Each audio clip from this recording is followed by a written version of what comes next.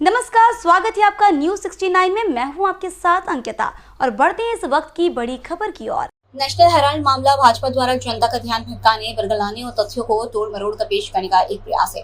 ये कहना अखिल भारतीय राष्ट्रीय कांग्रेस के राष्ट्रीय प्रवक्ता सुभाषिनी शरद यादव का। दरअसल कांग्रेस की राष्ट्रीय प्रवक्ता आज जबलपुर प्रवास में थी। इसी दौरान शहर में आयोजित एक पत्रकार वार्ता में पत्रकारों से रूबरू होते हुए सुभाषिनी शरद यादव ने भाजपा पर निशाना साधते हुए कहा कि कांग्रेस संसदीय दल की अध्यक्ष सोनिया गांधी और विपक्ष के नेता राहुल गांधी के खिलाफ प्रवर्तन निदेशालय द्वारा दायर तथाकथित आरोप पत्र कुछ और नहीं बल्कि विशुद्ध राजनीतिक षड्यंत्र है। गांधी परिवार का हर सदस्य, चाहे वो राजनीति में हो या नहीं, भाजपा द्वारा निशाना बनाया जा रहा है। उन्होंने पत्रकारों को जानकारी देते हुए कहा कि सोनिया गांधी, राहुल गांधी और प्रियंका गांधी वाड्रा के परिवार के खिलाफ मनगढ़ंत मामलों में की जा रही साजिश सरकारी मशीनरी के दुरुपयोग से कम नहीं है। फर्जी और झूठे मामलों के माध्यम से नेतृत्व और उनके परिवारों को निशाना बनाकर भाजपा सरकार कांग्रेस पार्टी को दबाने की पूरी कोशिश कर रही है।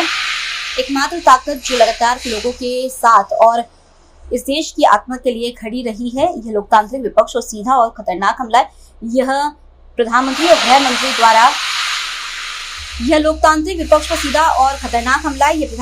मंत्री द्वारा राजनीतिक धमकी का एक भद्दा प्रयास है।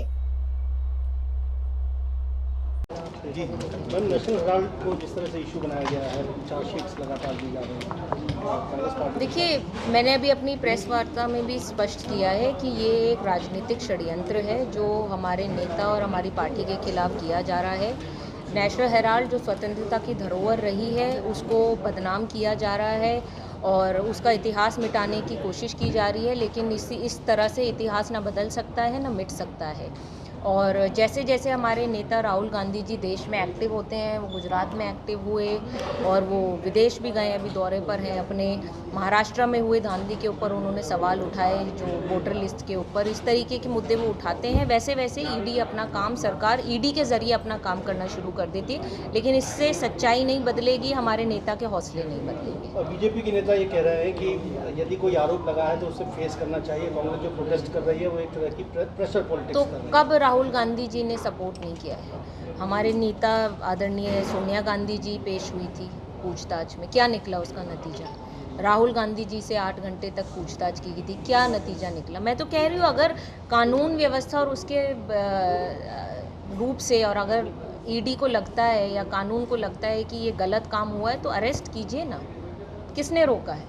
पर आपके पास जब सच्चाई नहीं है, आपके पास कड़े सबूत नहीं है, तो आप इस तरीके से देश को सिर्फ भ्रमित करने जा रहे हैं, जनता को भ्रमित करने जा रहे हैं, लेकिन इससे कोई लाभ नहीं होगा। जनता अब जागरूक है। एक छोटा सा सवाल ले रहा हूँ कि राहुल गांधी जी को व्यक्तिगत हमले भी किए जा रहे हैं और अभी कुछ देर पहले कैलाश विजयवर्गीय मध्य प्रदेश सरकार में मंत्री है, उन्होंने कहा कि ये गांधी कोई और है, ये बीफ खाते हैं। तो ये व्यक्तिगत इस तरह का बीफ खाने का आरोप, ये उनकी सोच है। बीफ खाते हैं क्या नहीं खाते हैं, ये सबका व्यक्तिगत मामला है।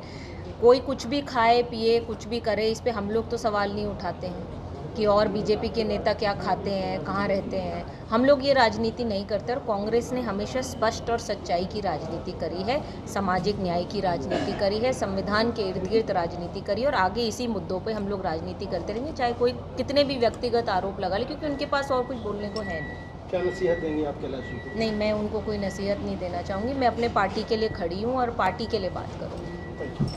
इस खबर पर आपकी क्या है राय, हमें कमेंट सेक्शन में जरूर बताएं। तब तक के लिए धन्यवाद।